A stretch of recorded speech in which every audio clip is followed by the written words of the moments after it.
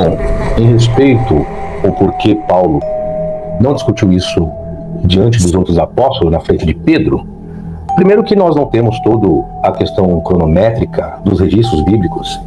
Nós não podemos esquecer que cada escritor escreveu seus registros com seus respectivos objetivos.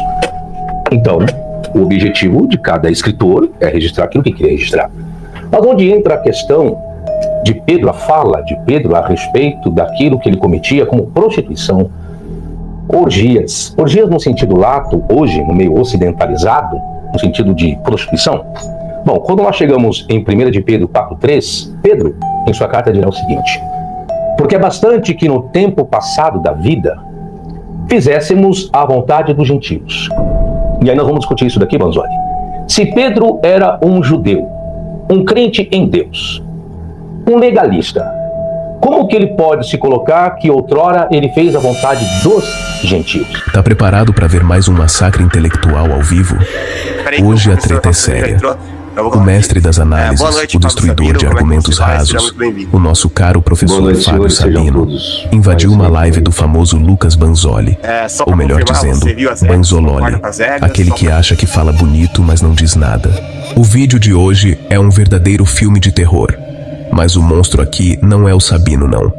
O monstro é a ignorância do Banzoli e da turminha dele, que tentam sustentar um debate com frases feitas e leitura rasa de texto, achando que vão enganar o povo. Enquanto o Sabino traz fontes, contexto histórico e análise profunda, o Banzoli se enrola tentando explicar o inexplicável e só prova o quanto não entende do que tá falando. O cara até lê o texto, mas não entende o que tá lendo. A melhor parte, ele pergunta sobre a carta de Plínio e acha que vai derrubar o Sabino. Só que toma logo uma voadora argumentativa com Bíblia, história, contexto, tudo no peito. E ainda sobra pra galera do chat dele que achou que o Sabino foi massacrado. Massacrado foi o bom senso, meu amigo. Aqui, no Cortes do professor Fábio Sabino, a gente mostra quem é quem no ringue do pensamento. Sem achismo, sem malabarismo teológico. Só a verdade crua, direta, sem firula. Então já se inscreve aí no canal, deixa seu like, compartilha com os amigos e comenta o que achou desse show de vergonha alheia teológica. Sem mais delongas, bora pro vídeo. Quer comentar sobre isso? Fica à vontade. Peraí que o professor Fábio Sabino já entrou. Eu vou aqui. Boa noite, Fábio Sabino. Como é que você vai? Seja muito bem-vindo. Boa noite, senhores. Sejam todos uma excelente noite. Só para confirmar, você viu as regras? Você concorda com as regras? Só para ficar claro aqui. Concordo, tranquilo. Beleza. Bom, então eu vou começar então perguntando, Helsen, pode começar a contar 3 minutos? Belezinha, tá tudo aqui, eu vou começar a contar em 3, 2, 1, valendo. Beleza, bom, um dos temas, na verdade o tema que começou todos esses debates foi justamente sobre a carta de Plínio Trajano, que foi um react que eu fiz naquela vez lá que o Antônio Abrantes entrou para debater com você. E uma das coisas que você disse, eu tenho gravado isso, tem corte disso, é que a carta de Plínio Trajano, e você também mencionou a resposta de Trajano a Plínio, tá bem claro e explícito que os cristãos faziam orgias, né? Então a minha pergunta é bem simples, bem objetiva. Onde que tá isso na carta de Plínio Trajano? Se você quiser abrir a carta, mostrar aqui, fica à vontade, pode passar a palavra. O material que eu preparei a respeito disso não é nem a posição histórica, é a posição da própria carta de Pedro mesmo, da própria Bíblia.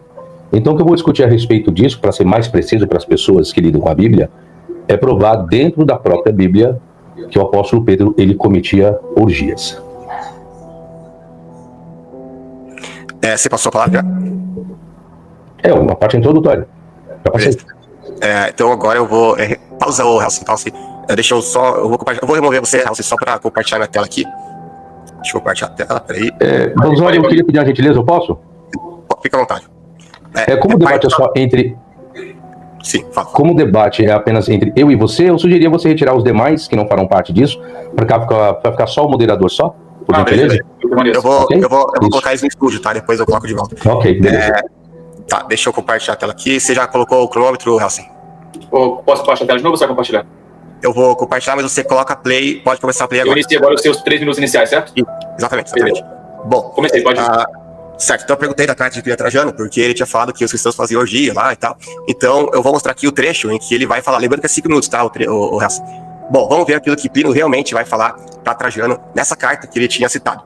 De resto, afirmavam eles aqui no caso são os cristãos, que toda sua falta ou seu erro tinha se limitado ao costume de se reunir em dia fixo antes de levantar o sol, de cantar entre si alternadamente um hino a Cristo como um Deus, de se comprometerem por juramento a não cometerem algum crime, mas a não cometerem roubo, nem pilhagem, nem adultério, a não faltarem com a palavra dada e a não negarem um depósito reclamado em justiça. Terminados estes ritos, tinham o costume de se separarem e se reunir outra vez para tomarem sua refeição, que, apesar do que dizem os outros, é simples e inocente. Mesmo essa prática, tinham eles renunciado depois do meu edito, pelo qual, segundo as tuas instruções, proibi as heterias, que eram associações da época, né? Julguei tanto mais necessário extrair a verdade de 2 escravas, que eram chamadas diaconisas, mesmo submetendo-as à tortura. Encontrei apenas uma superstição insensata e exagerada. Então aqui, ele não apenas não vai falar, inclusive, eu peguei um trecho aqui, mas você pode ver a carta inteira aqui, tem a resposta, inclusive, aqui do Trajano pro Plínio. Você vê que não tem nada falando que os cristãos faziam orgia. Pelo contrário, vai falar que eles se comprometiam a não cometer nem roubo, nem pilhagem, nem adultério.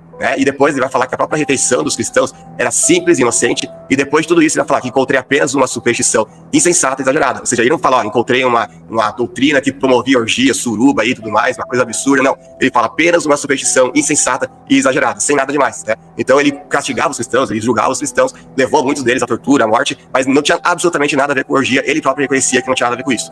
Bom, com o tempo que ainda me resta, já que foi tocado no assunto de Pedro, da Bíblia, né? Se Pedro, ele fazia orgias ou não, eu vou entrar naquele ponto que o Sabino tinha falado, o ponto principal, né, daquela live, que é sobre Pedro em Antioquia, né? Quando eu vou citar aqui o versículo, só uma coisa, quando faltar 30 segundos me avisa, só pra saber que tá acabando, tá? Pra eu poder encurtar a minha frase daí depois de acabar. Quando Paulo, porém... Para 3 minutos, né? Não, era 5 minutos, quando faltar 30 segundos me avisa, pra eu saber que tá acabando. 5 minutos, beleza, show de bola. Sim, beleza. Quando, porém, Pedro veio a Antioquia, enfrentei-o face a face por sua atitude condenável. Isso aqui Paulo vai dizer lá em Gálatas 2:11. Aí o argumento do Sabino, e ele vai poder confirmar isso para mim daqui a pouco, é que quando o texto diz condenável, ali está falando justamente de condenar a morte. E que, portanto, Paulo não podia estar falando de comida, ele teria que estar falando de orgia, alguma coisa desse tipo, né? Bom, algumas observações iniciais, depois, com mais tempo, eu vou abordar todo o contexto da perícope para ver se era de orgia mesmo que ele estava falando. Mas considerações iniciais aqui, em primeiro lugar. Primeiro que Paulo, ele não tinha poderes governamentais para condenar alguém à morte, pelo menos não como cristão, né? Antes ele até teria, mas depois como cristão, em um momento você vê ele tendo poder, autoridade civil para executar alguém. Segundo, que poucos versículos antes apenas, aqui no versículo 8, a gente leu o versículo 11, olha o que Paulo vai dizer. Aquele que operou eficazmente em Pedro para o apostolado da circuncisão, esse operou também em mim com eficácia para com os gentios. Veja que aqui ele está elogiando Pedro. Então como é que ele poderia ter condenado ele à morte só 3 versículos depois, sendo que apenas 3 versículos antes ele estava falando que não, realmente Deus operou eficazmente em Pedro para o apostolado da circuncisão. Não é uma coisa que não faz o menor sentido isso. Terceiro, que o próprio Pedro, quando vai falar de Paulo, ele vai elogiar Paulo. Ele vai chamar de o nosso amado irmão Paulo, está lá em 2 Pedro 3,15. Como é que ele poderia falar assim de alguém que tinha supostamente condenado ele à morte? Né? É uma coisa que é completamente contraditória, né? Não é o tipo de coisa que eu falaria de alguém que me condenasse à morte, né? Por muito menos do que isso, eu já não ia tratar alguém assim. Bom, em quarto lugar, poucos anos depois, ocorre o Concílio de Jerusalém, de Atos 15. E ali a gente vê Paulo e Pedro juntos, numa mesma assembleia, em comunhão um com o outro, e defendendo a mesma posição. Então a grande questão é, por que Paulo não falou ali para todo mundo na assembleia que Pedro era um surubeiro, que ele estava condenado à morte? Ele poderia muito bem chegar naquela ocasião e falar, tá vendo, tá aqui Barnabé, tá aqui... 30 segundos, Lucas. Beleza, tá aqui Tiago, tá aqui todos os apóstolos aqui, eu vou desmascarar Pedro na frente de todo mundo. Pedro, você faz orgias em Antioquia, você tá condenado à morte, irei exigir que ele fosse morto ali na frente de todo mundo lá em Antioquia, lá no Concílio de Jerusalém. Mas obviamente que isso não aconteceu. Então por que Paulo iria dedurar as orgias de Pedro em Antioquia na carta dele aos Gálatas, mas quando ele se reúne diante de Pedro e diante de todo mundo no concílio, ele deixa pra lá e fica junto com Pedro, defende a mesma tese de Pedro e tá comendo? Bom, professor Fábio Sabino, sua resposta. Bom, em respeito ao porquê Paulo não discutiu isso diante dos outros apóstolos, na frente de Pedro, primeiro que nós não temos toda a questão cronométrica dos registros bíblicos. Nós não podemos esquecer que cada escritor escreveu seus registros com seus respectivos objetivos. Então, o objetivo de cada escritor é registrar aquilo que queria registrar. Mas onde entra a questão de Pedro, a fala de Pedro a respeito daquilo que ele cometia como prostituição, orgias no sentido lato, hoje, no meio ocidentalizado, no sentido de prostituição. Bom, quando nós chegamos em 1 de Pedro 4,3, Pedro, em sua carta, dirá o seguinte: porque é bastante que no tempo passado da vida fizéssemos a vontade dos gentios. E aí nós vamos discutir isso daqui, Banzori. Se Pedro era um judeu, um crente em Deus, um legalista, como que ele pode se colocar que outrora ele fez a vontade dos gentios? É complicado isso. Bom, uma pergunta que você terá que responder. E ele diz ainda, continua, andando em dissoluções, alcegueiais, seria a palavra para prostituição aqui, concupiscências, epitimiais, voltado também a questões sexuais, borracheiras, glutonarias, bebedices e abomináveis idolatrias. É aqui que se tem aquilo que eles praticaram. Ou seja, Pedro viveu como os gentios, isto é, praticando prostituições, orgias. Mas como provar que, de fato, Pedro praticou orgias? Se vê pelo verbo fizéssemos. Logo, isso prova que ele fez a vontade dos gentios. Mas quando se deu isso? A primeira pergunta que eu lhe faço, Bonzoli, para você me responder é: em qual momento Pedro fez a vontade dos gentios?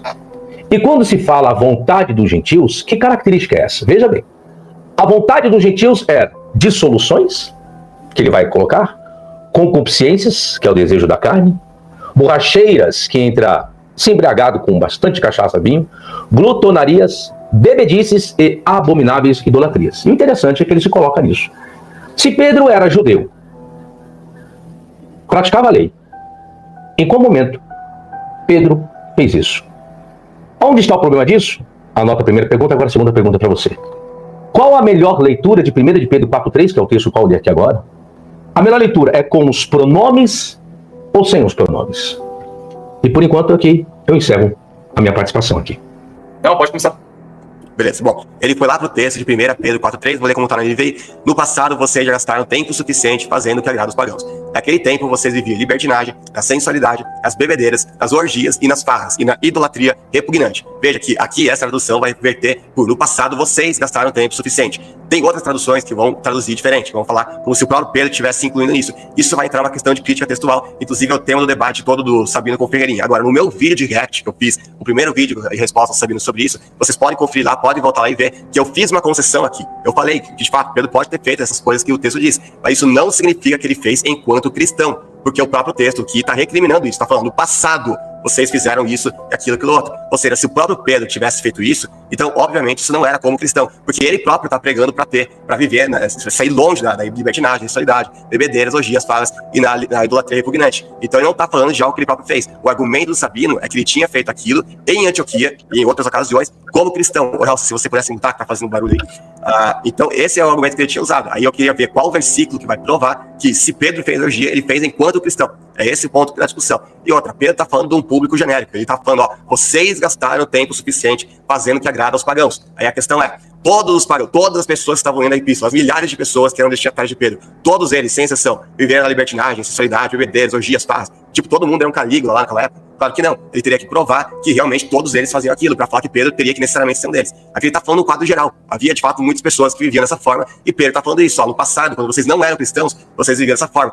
Se realmente a questão da orgia, que Paulo está falando, que Pedro era condenado, ele era condenado no sentido de ser condenado à morte, e ali o contexto está falando de orgia, então, logicamente, a orgia teria que ser um crime de morte, certo? Agora, eu gostaria de saber qual lei romana é essa que condenava à morte alguém apenas e unicamente pelo crime de orgia. Né? Porque eu vasculhei um monte de lugar aí, não encontrei um único lugar de que falasse qualquer coisa desse tipo. Inclusive, os romanos, eles tinham uma cultura muito mais liberal, muito mais permissiva nessa época do que a gente tem hoje, do que o próprio Império Romano teria depois de ser cristianizado, né? Depois da época lá de Constantino, de Teodósio, 4 séculos depois, aí você vai ver realmente uma cultura romana que vai ser mais fechada, mais conservadora. Agora, nessa época aí, você tinha até imperador, o Calígula ali, que vivia fazendo orgia, farras, assim, publicamente, ninguém tava nem aí. Né? Existia até mesmo cultos religiosos com orgias. Né? Como culto de Dionísio. E ninguém condenava eles à morte. Agora eu pergunto, por que Pedro estaria condenado à morte por praticar supostamente orgia, se orgia não era um crime que os romanos castigassem com a morte? Esse é um problema muito sério, porque se ele argumenta que condenado ali é condenado à morte, como ele disse no vídeo dele, e então ele tá falando de orgia ali, então realmente o Pedro teria que existir alguma lei romana que falasse que, ó, praticou orgia, morte pra você. E eu realmente desconheço uma lei como essa. Teu tempo encerrou. Bom, vou responder as perguntas do Bonzoni, respondeu a minha. Vou responder, perguntar novamente. Qual a melhor leitura de 1 de Pedro 4,3? Com os pronomes ou sem pronome? Você tem que me definir para assim eu poder discorrer o meu conteúdo. Vamos lá. Quando eu falei a respeito da condenação, eu vou compartilhar meu esboço agora, e eu vou ler novamente do jeito que está aqui, acho que você não compreendeu o que eu escrevi no meu esboço. Quando tiver compartilhado, minha vez, por gentileza? Ah, sim, eu vou compartilhar minha tela aqui do cronômetro. Pode compartilhar a sua. Ok. Por qual razão Paulo quebrou o pau com Pedro? Será que Paulo chamou a atenção de Pedro só pela razão de Pedro ter comido com os gentios? Gálatas 2,12. O problema de Paulo ter condenado, eu posso condenar qualquer pessoa. Não quer dizer que a minha autoridade de condenar ou de pensar que você está condenado, quer dizer que isso será executado, tá? Mas você não prestou atenção, mas tudo bem.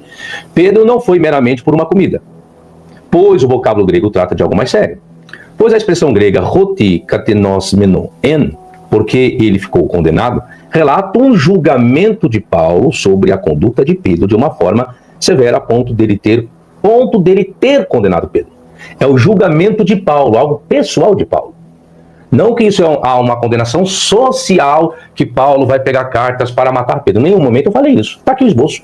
Estou lendo novamente.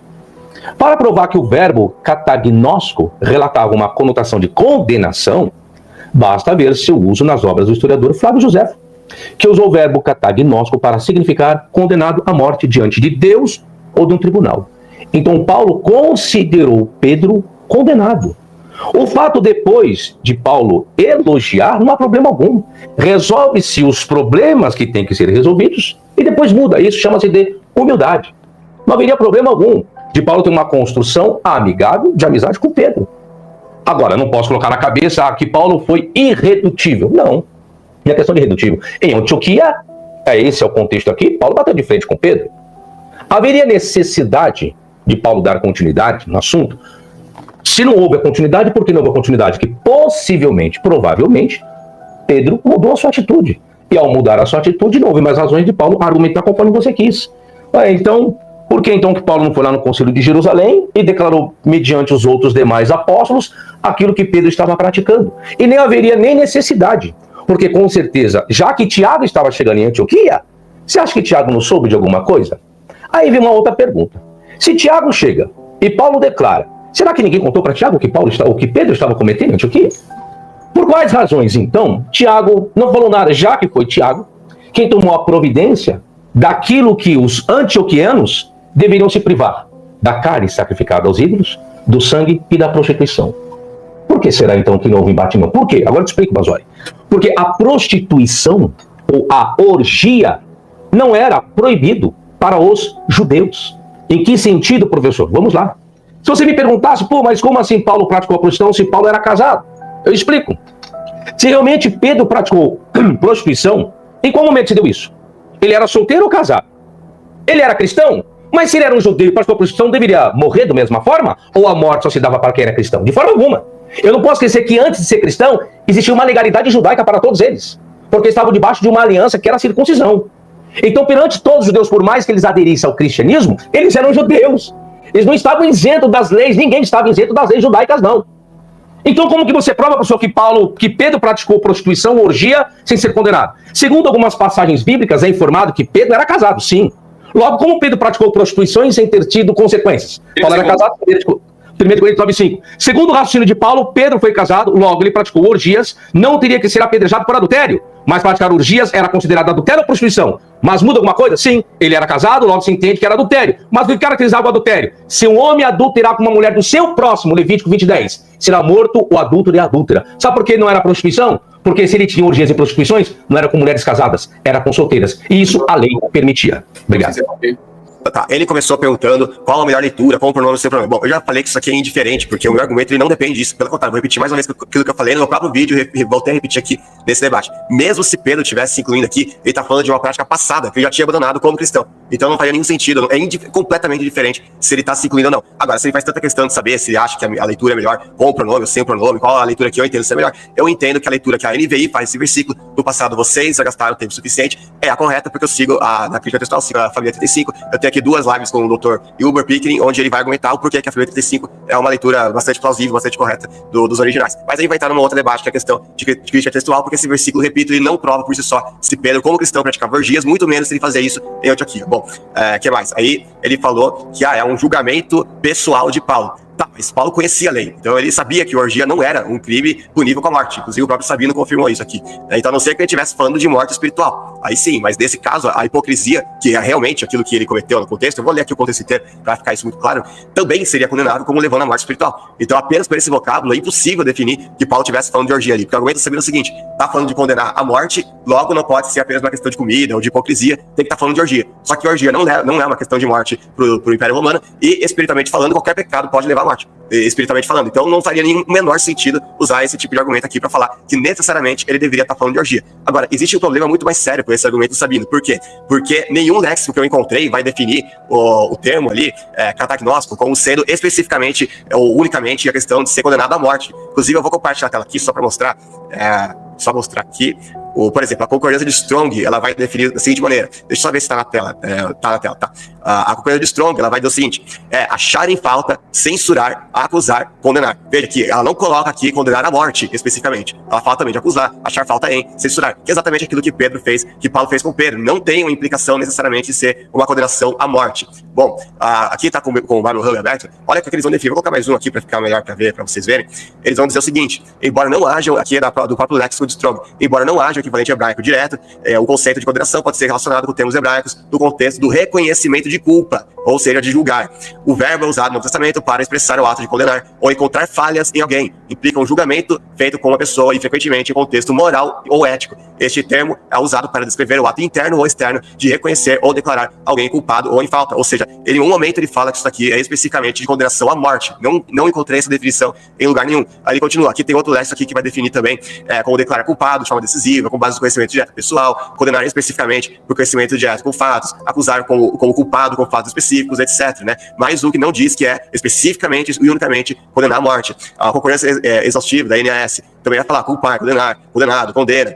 O léxico de Tyler vai dizer que é encontrar falhas, incorreu na censura dos gentios, uma acusação foi feita contra ele, e assim por diante. Você nota que nenhum deles vai definir como sendo especificamente, desculpa, eu não deveria ter descompartilhado, nenhum deles vai definir como sendo especificamente uma condenação à morte. Inclusive, num dos dicionários mais reputados do mundo, o dicionário de Lydell Scott, ele vai colocar como um dos significados possíveis do termo, justamente alguém que é condenado por covardia. Eu pergunto, a covardia, ela era condenada à morte no Império Romano? Né? Claro que não. Então, esse significado que ele dá é um significado arbitrário. Eu queria ver essa citação de Joseph que ele falou que tem, onde ele fala que é um dos significados, mas mesmo que tivesse realmente essa citação de Joseph, isso provaria um uso específico daquela palavra naquela ocasião específica. Isso não prova que aquele termo sempre é usado nesse sentido, ou que unicamente tem que ter sido usado nesse sentido. Esse que é o ponto mais importante. É o próprio grego refutando a tese que ele está trazendo. Agora, o mais importante é nem a questão aqui do grego, é a própria questão do contexto, que agora eu não vou em 30 segundos conseguir abordar o contexto inteiro. Mas então eu já vou fazer uma pergunta para o Sabino, já que eu tenho ainda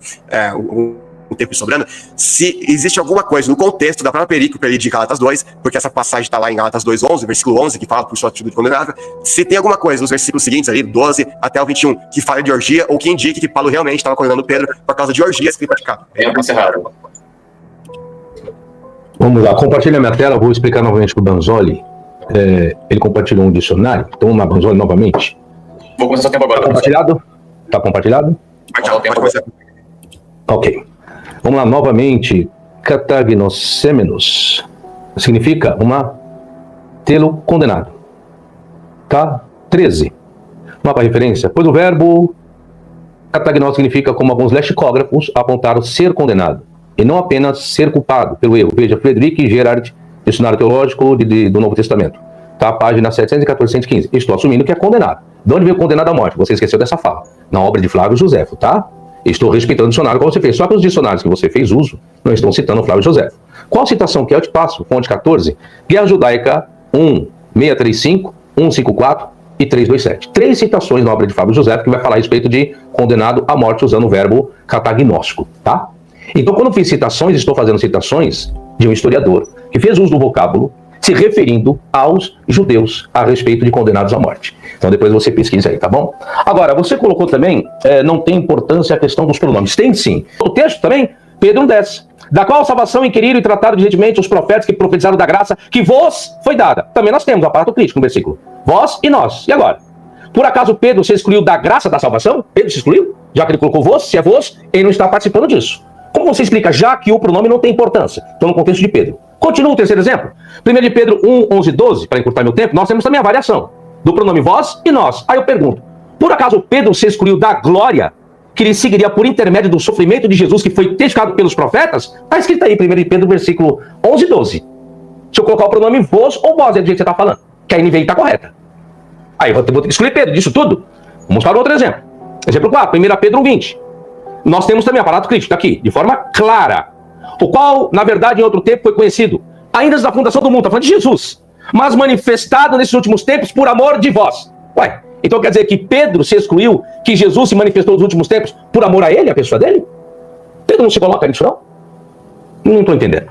Exemplo 5, vamos lá, tem muitos de exemplos a respeito dos pronomes da carta, que é o maior problema existente, que isso vem desde o papiro 72. 1 de Pedro 2,9, está aqui os pronomes também, aparato crítico de Tischendorf. Existem variações dos pronomes. Diz assim, vou resumir. Por acaso Pedro se excluiu dele ter feito parte de uma raça eleita? Pedro excluiu disso? Sacerdócio real? Então Pedro não faz parte da raça eleita, Pedro não faz parte de um sacerdócio real, de uma nação santa, de propriedade exclusiva de Deus, como também não foi chamado das trevas para a luz. Então Pedro continua na prática da prostituição, já que ele não saiu das trevas para a luz. É isso que diz 1 de Pedro 2,9. Se eu aceitar o pronome vós que você está colocando segundo a NVI e o pronome vós. Olha a versão que eu estou usando aqui. A versão que eu estou usando é a versão escrita justamente, está igual a NVI, fazendo o pronome vós e vós. E eu estou provando que se eu aceitar o pronome, e Tischendorf está dizendo, pode alterar, viu? Se não, você exclui o personagem Pedro de todas essas benfeitorias. Como você me explica tudo isso? Banzoli, por favor. Bom, galera, agora que assistimos ao vídeo, fica difícil dizer que o Lucas Banzoli teve alguma chance, né? O camarada tentou de tudo, mas tropeçou nas próprias palavras. E o pior, ainda teve gente nos comentários da live dele dizendo que o Sabino foi massacrado. Só se for pelo peso do conhecimento, porque é argumento mesmo. Quem não teve foi o Banzoli. O cara puxou trechinho aqui, versículozinho ali, mas esqueceu de fazer o dever de casa. Veio de peito aberto achando que ia fazer bonito e acabou tomando aula de história, teologia e interpretação de texto bíblico. Tudo no mesmo pacote. O professor Fábio Sabino mais uma vez mostrou por que incomoda tanto essa galera. Ele não joga pra plateia. Ele traz documento, contexto, análise e, acima de tudo, fato histórico. Enquanto isso, o Banzoli fica nesse malabarismo para tentar salvar uma narrativa furada que só engana quem já tá cego pela fé e não tem coragem de encarar o mínimo de leitura crítica. Se você curtiu esse corte, já mete o dedo no like, compartilha nos grupos, manda no zap, espalha para todo mundo. E claro, se inscreve no canal Cortes do professor Fábio Sabino, porque aqui a gente não alivia para dogma, nem para papinho de crente enrolado. Ativa o sininho para não perder os próximos cortes, porque vem muita coisa braba por aí. E para os membros do canal, meu agradecimento especial. Vocês fortalecem esse espaço de resistência e pensamento crítico. Quem ainda não é membro, considere apoiar. Cada apoio ajuda o canal a crescer e continuar peitando essa galera que tenta manter todo mundo na ignorância. Tamo junto, é nós na luta sempre. E se prepara, porque tem muito mais vindo por aí. Até o próximo corte. Fui.